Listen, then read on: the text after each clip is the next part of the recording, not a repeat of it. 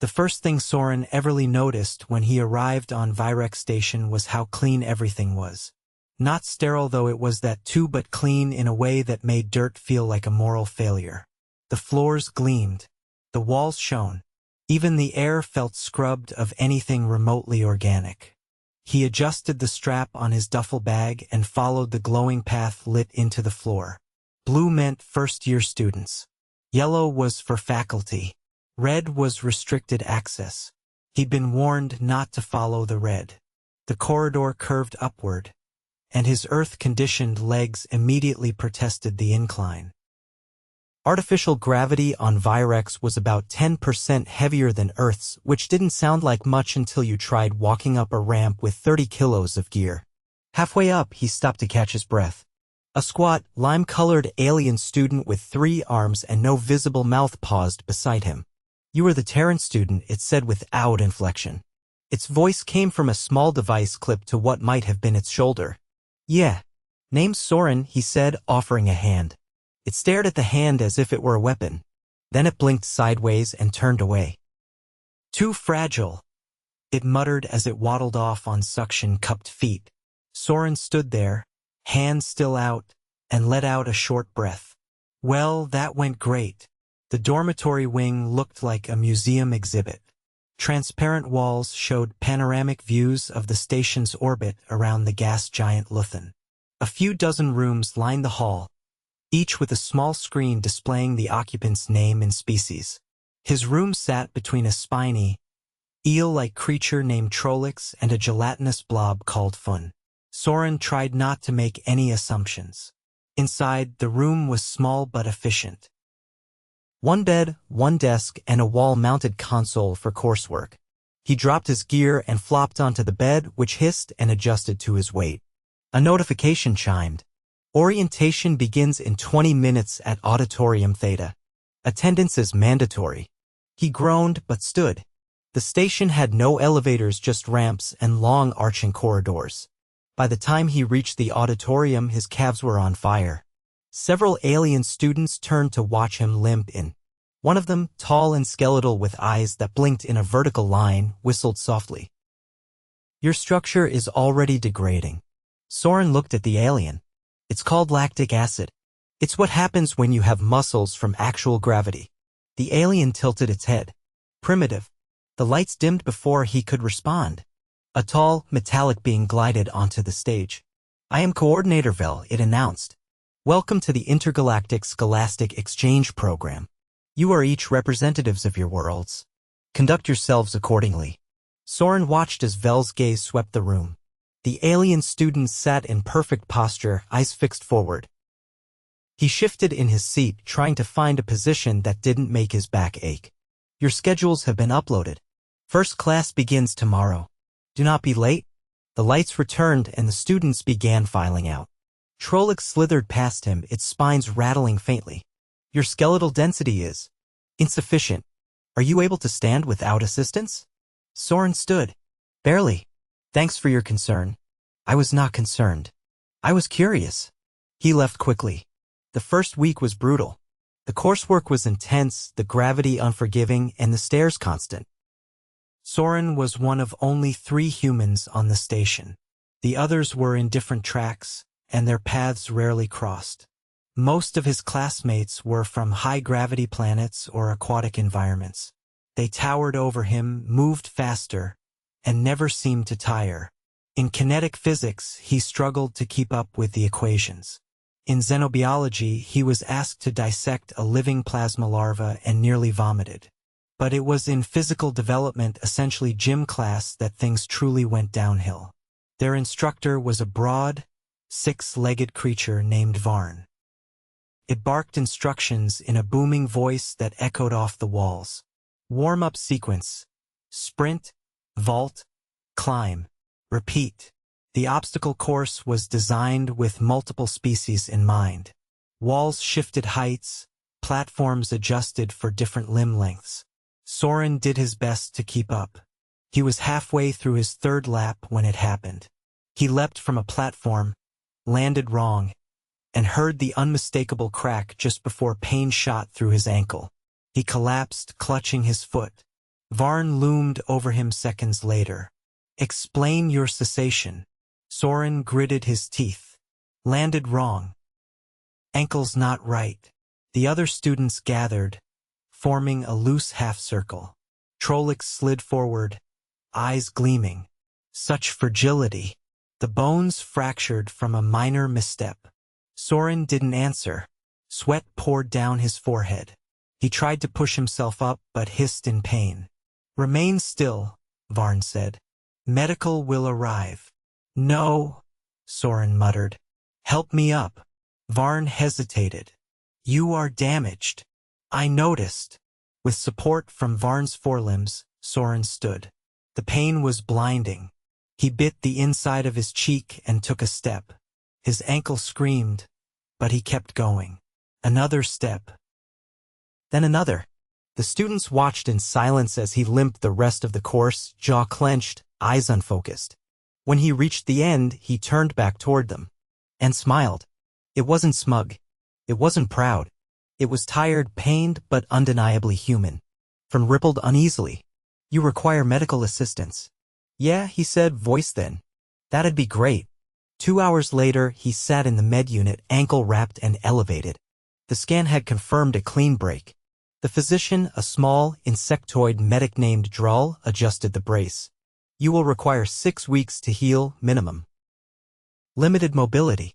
Use the support crutches. Soren nodded. Got it. Drull paused. You should not have walked on it. I know. Why did you? He looked at the ceiling. Because I didn't want to give them the satisfaction. Drull tilted its head. Curious. The next week passed slowly.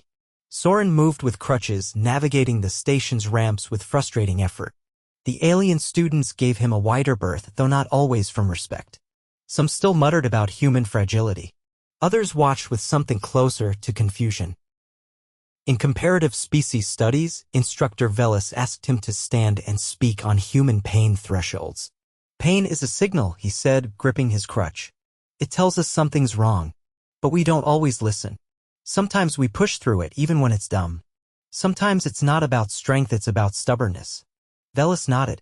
A curious survival tactic. Later that day, as he struggled to open a door with one arm, Trollocs approached. You should not have walked on a fractured bone. Yeah, I get that a lot. It was. Inefficient. Illogical. Soren shrugged. Probably. But I finished the course. Trollocs was silent for a moment. Then, unexpectedly, its spines lowered. You were fragile. But not weak. Soren blinked. Thanks. The alien turned and slithered away without another word. By week 4, the swelling had subsided. Drull approved light movement without crutches. Soren limped through the halls, slower than before but determined. He still couldn't run, couldn't jump, but he could walk unaided. In physical development, Varn adjusted his regimen. You will observe today's exercise. No participation. Soren watched as the others vaulted and sprinted. He leaned on the wall, ankle still tender but improving. When the session ended, Varn approached. You demonstrated fortitude. This is not common among your physiology. Soren met the instructor's gaze. It's not really about physiology.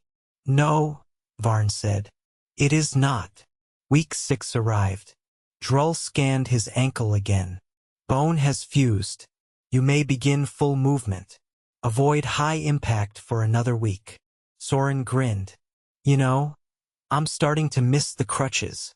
Drull blinked slowly. That is unlikely. The next day, he returned to the obstacle course. The other students watched as he stretched his leg, testing the joint. Varn raised a limb. You were cleared. He nodded. Cleared and ready. He took a breath and ran. The first vault was shaky, the landing rough, but he kept going. One by one, he tackled each section. When he reached the end, breathing hard, he looked back. Trollocs approached. You should not have recovered this quickly. Good diet. Better therapy. It is illogical. And yet, Soren waited. You smiled. When your bone was broken. Why? He thought for a moment. Because I was still moving. Still trying. That's something we do. Trollocs was silent again. Then it extended a limb. Soren stared at it. You are strange, Trollocs said. But you are not weak. Soren shook its limb. That's the nicest thing anyone said to me all month. The first rainfall simulation in environmental adaptation class caught Soren off guard. Not because of the rain, it wasn't real water anyway. Just a chemical vapor mist calibrated to mimic precipitation on over 1,000 planetary types, but because of the cold. The chamber dropped 30 degrees in under a minute. Within seconds, Soren's breath was fogging in front of him. His classmates, adapted to everything from sulfur storms to ammonia sleet, didn't flinch. One student from the ice moon Voron actually looked more comfortable. Soren rubbed his bare forearms. Is this supposed to simulate a weather event or a punishment? The instructor, a floating orb of pale light known as Instructor Thyx, pulsed slightly. This is the standard atmospheric profile of Garin 5 during its axial shift. You will demonstrate resilience. You mean stand here and freeze? Soren asked. Thyx pulsed again. Remain within the mist for 10 standard minutes. Your vitals will be monitored. The simulation will adjust to individual thresholds. Soren's teeth were already starting to chatter. Individual thresholds? That's a fun way to say hypothermia. The vapor thickened, curling around his legs like fog with a grudge. His jumpsuit, designed for moderate climates, soaked fast. The chill bit into his joints. To his left, a student with translucent skin and gill vents blinked sideways. You emit heat inefficiently. It is escaping rapidly. Yeah, that's kind of the problem, Soren muttered. Perhaps you should enter torpor, the student suggested. Humans don't do torpor. The alien looked puzzled. Why? Because we're terrible at quitting. Thyx's glow dimmed. 5 minutes remain. Adjust posture to reduce surface area if necessary. Soren crouched and wrapped his arms around his knees. His fingers were numb. Every exhale burned in his throat. He'd been cold before camping in the Rockies, an overnight power outage in November, but nothing like this. His body was trying to shake itself warm. It wasn't working. Across the mist-drenched chamber, Trollocs rotated slowly on its belly scales. You appear neurologically impaired. Just freezing my dignity off, Soren muttered. You are shaking uncontrollably. I call it dancing. Thyx's orb glided closer. Your heart rate is elevated. Do you wish to abort the simulation? Nope, he said, through clenched teeth. Still here? When the timer finally expired, the vapor hissed away and warm lights bathed the chamber. Most students remained upright. Soren stayed crouched, waiting for feeling to return to his limbs. One hand twitched involuntarily. You endured longer than predicted, Thyx said. Your thermal resilience curve exceeds expectation. Glad to. Exceed something. Further exposure not advised until internal temperature stabilizes. Soren stood, legs shaky. I'll pencil that in. Hours later, back in his room, he peeled off the soaked jumpsuit and stood under the heat panel until his skin felt like it might blister. His extremities throbbed as circulation returned. A quiet chime came from the wall. He hobbled over and pressed the console. Trollocs' spined face appeared in low light. I have reviewed the data. Your thermoregulation is inefficient, but your willpower is anomalously high. Appreciate the compliment, I think. I do not understand the gain. You risked cellular damage. Sometimes the point isn't gain. Sometimes it's just not giving up. There was a pause. That is not efficient. No, Soren said. But it's human. 2 days later, during a maintenance drill, the station's emergency lighting failed. Not flickered, failed. Total blackout. Gravity shifted, momentarily unstable, and a low thrum vibrated through the walls. Soren had been halfway through a reactor tower inspection with Fun, the gelatinous student next door, when the lights vanished. The sudden dark made Fun's body glow faintly, like a bioluminescent jellyfish. I cannot navigate without visual markers, Fun said. Soren felt along the wall. I can. Sort of. The corridor layout is complex. You risk disorientation. Yeah, but we're not waiting here. If it's a power conduit issue, it could take hours. We'll just move slowly. You do not possess echolocation or magnetic sensitivity. Nope. Just guesswork and knees that hate me. They moved in silence, Soren leading with one hand on the wall and the other shielding his face from unseen corners. Finn's gelatinous form squelched faintly with each movement. After 20 minutes of creeping through unfamiliar corridors, Soren stopped. Okay. I admit I'm lost. Finn shifted behind him. I detect vibration patterns consistent with service drones. Perhaps 30 meters ahead. Good. Let's aim for that. They followed Finn's sensing until the faint hum of machinery grew louder. Around the next bend, emergency lighting flickered back on, revealing a maintenance alcove and half a dozen stunned drones rebooting from the surge. Soren let out a long breath. We made it. Finn's body wobbled. You navigated using only tactile memory and intuition. Yeah. And bruised both knees doing it. Curious. You lack specialized adaptations, yet you proceed anyway. You think that's weird? I think it is illogical, but also effective. The station systems returned to full stability later that night. A formal commendation was issued to all students who assisted during the malfunction. Soren received a curt notification and a bonus ration credit. The next morning, during intercultural ethics, Instructor Vell called on him. Terran student, you encountered system failure during the blackout. Explain your decision to proceed without visual input. Soren shifted in his seat. I didn't want to sit in the dark and wait. I figured moving was better than doing nothing. Even with suboptimal ability? Especially then. Vell's gaze lingered for a moment. Atypical. After class, a student from the Andre Lines sector approached. They were tall, thin, with skin like obsidian glass and no visible joints. You operate without caution, they said. Not without caution, Soren replied. Just with urgency. I have calculated your survival probability in known scenarios. It is statistically improbable. Great. I love a challenge. The Androlinian tilted its head. Your species adapts through discomfort. Pretty much our entire history. Later that week, during a zero-pressure tolerance test, Soren's suit experienced a minor seal failure. Not enough to endanger his life, but enough to be disqualified.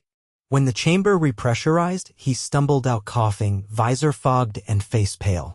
The technician on station, a grizzled veteran from a methane world, whistled. You nearly blacked out. Why didn't you signal for extraction? I thought I could fix it, Soren said, still catching his breath. You didn't. Nope. The technician nodded once. Next time, speak up sooner. But you've got something most species can't manufacture. What's that? Stubborn lungs. That evening, Trollocs met him outside the dining hub. They walked the corridor in silence for a while, Soren favoring his not-quite-healed ankle. I have reviewed your performance across modules, Trollocs said finally. Soren kept walking. Let me guess. Mediocre scores, high injury rate. Unusual ratios, yes. But consistent upward trend. That's almost encouraging. You outperform projections not by capability but by refusal to cease. Sounds about right. Trollocs turned to face him. You are not durable. But you are. Persistent. Soren cracked a tired grin. That's the nicest insult I've heard all week. Trollocs' spines fluttered. It is not insult. It is recognition. They reached the hub. Overhead, the gas giant Luthen spread its swirling bands across the view, a silent storm in the stars. Soren stepped inside and looked back. Persistence might not win prizes, but it gets you to lunch. Trollocs didn't follow but stayed at the threshold, watching. The way his eyes narrowed was not judgment, but calculation, as though trying to understand something that didn't quite add up. Inside, at the far end of the dining area, Instructor Varn sat alone, reviewing a training schedule. He glanced up and raised a brow ridge. Still walking. Mostly upright, Soren said. That counts. Varn gestured to the seat across from him. I have seen many species. Few recover so inefficiently, and yet so insistently. It's our thing, Soren said, sitting down. We break. Then we get up. Varn studied him. You are a poor match for many metrics, but you distort the curve. I'll take that as a compliment. Do not. It makes my job harder. Soren laughed. Good. They ate in silence after that. In the hum of the station, Among beings who breathed ammonia or filtered radiation, the human sat quietly, still bruised, still sore, and still showing up. The announcement came at the end of nutritional biochemistry, delivered flatly by instructor Yev, whose amorphous shape quivered with something that might have been anticipation or indigestion. Field module begins at second rotational dawn. Prepare for exposure to uncontrolled environments. You will be deployed in paired units. Survival metrics will be evaluated. Soren blinked. Wait, field module? As in outside. Yev's form sagged. Beyond station confines. Into natural planetary terrain. Is that unclear? I just thought we'd get a heads up before being dumped into the wild. You are now informed. That is your heads up. The classroom emptied quickly. Soren stayed behind, thumbing through the assignment packet on his console. The list of required gear was longer than a customs form. Atmospheric mask, hydration filtration unit, compressed nutrient gel, thermal regulator, trauma patch kit, signal flare, and something called a vlection deterrent spike. He turned to the nearest student still in the room, a tall, bark-skinned creature from the Celtari system. What's a vlection? The Celtari blinked both sets of eyelids. It's not a what, it's a when. That's not helpful. It's the phase where native fauna becomes aggressively territorial, usually during solar convergence. Congratulations. Soren exhaled slowly and started mentally cataloging which part of his body was most expendable. By the next morning, he was standing on the launch deck, suited up and chewing a ration bar that tasted like citrus-flavored regret. Trollocs slithered beside him, adjusting the straps on its harness. You are at a disadvantage, Trollocs said without preamble. Appreciate the vote of confidence. You lack environmental acclimatization. Your physiology is neither insulated nor armored. And your nutrient packs are undercaloric by at least 30%.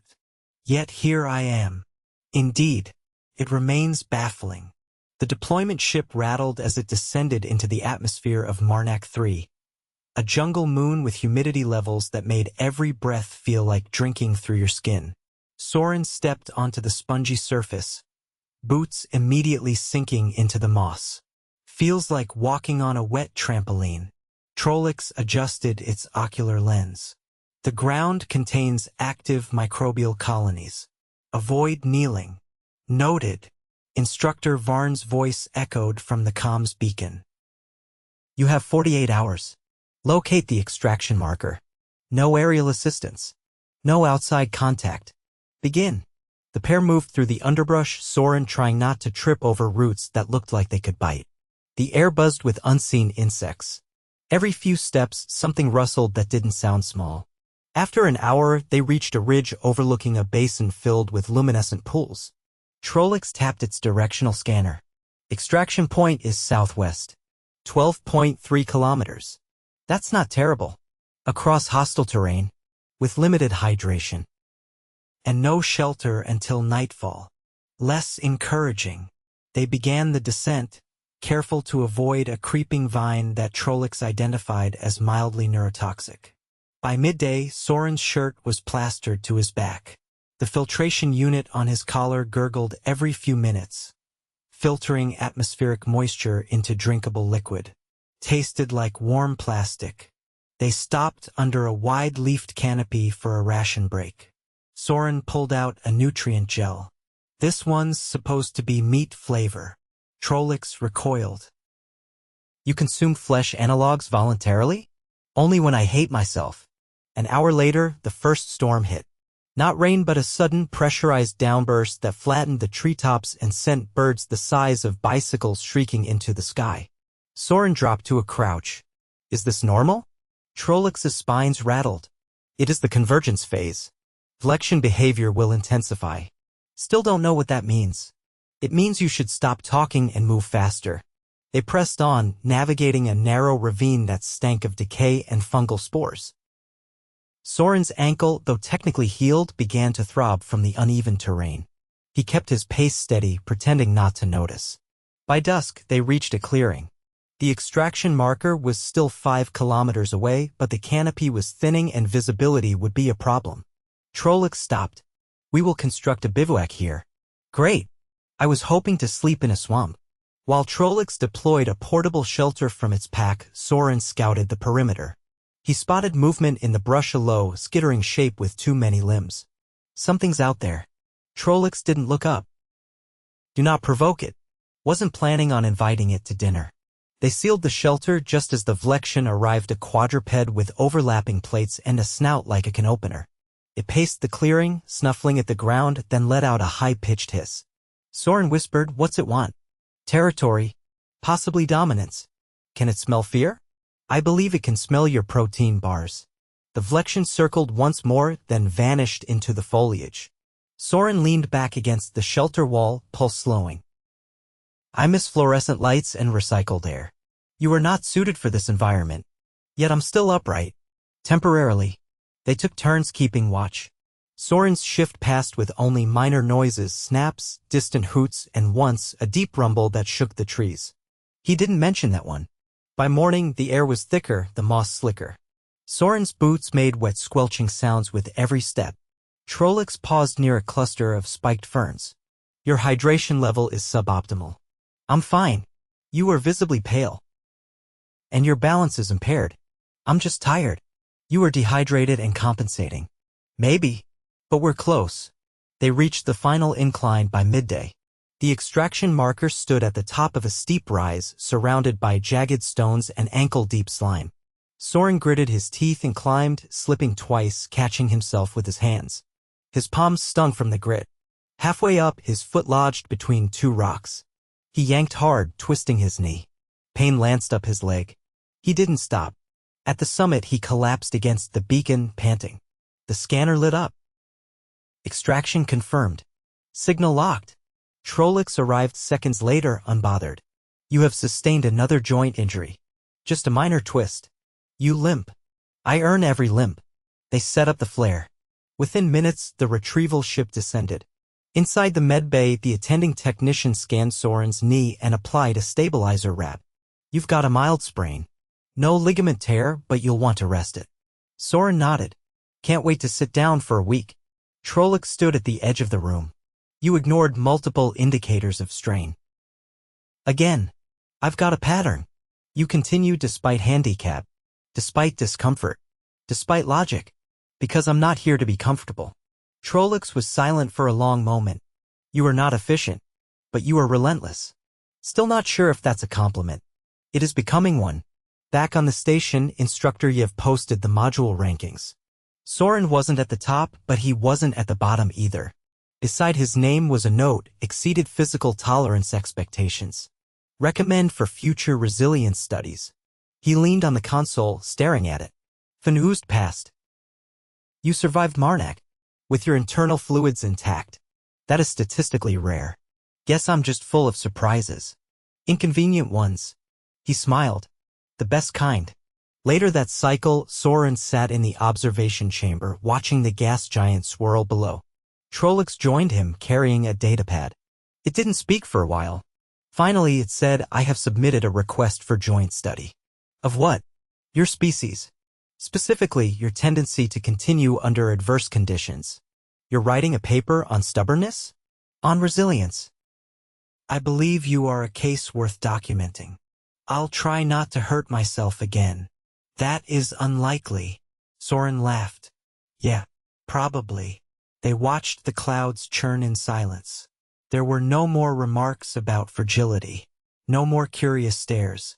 Just a kind of wary respect, a space carved out not by strength, but by refusal to quit. And that, it turned out, was more than enough.